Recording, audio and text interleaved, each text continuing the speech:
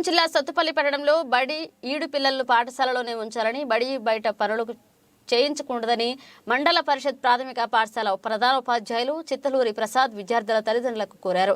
శనివారం దీర్ఘకాలికంగా పాఠశాలలకు రాని రాజీవ్ నగర్ కు చెందిన కొందరు విద్యార్థుల తల్లిదండ్రులను వారి పిల్లలను పాఠశాలకు పంపించి విద్యార్థులు హాజరు ప్రాముఖ్యతను వివరించారు. క్రమం తప్పకుండా బడికి పంపాలని కోరారు. అదేవిధంగా అధికారులు బడి బయట ఉన్న పిల్లలను వివిధ తనిఖీలు ప్రత్యేక డ్రైవ్ల ద్వారా గుర్తించి బడియేడు పిల్లలను పాఠశాలలకు పంపడం జరుగుతుందని, బడియేడు పిల్లలను తల్లిదండ్రులు చేసే వృత్తి పనుల్లో కానీ వేరే వారి దగ్గర కానీ పనులు చేయించకూడదని, అలా చేసినట్లయితే చట్టపరమైన చర్యలు ఉంటాయని పలు సిక్కు కుటుంబాలకు చెందిన తల్లిదండ్రులకు వారి పెద్దలకు వివరించారు. ఈ కార్యక్రమంలో ఉపాధ్యాయులు పాల్గొన్నారు.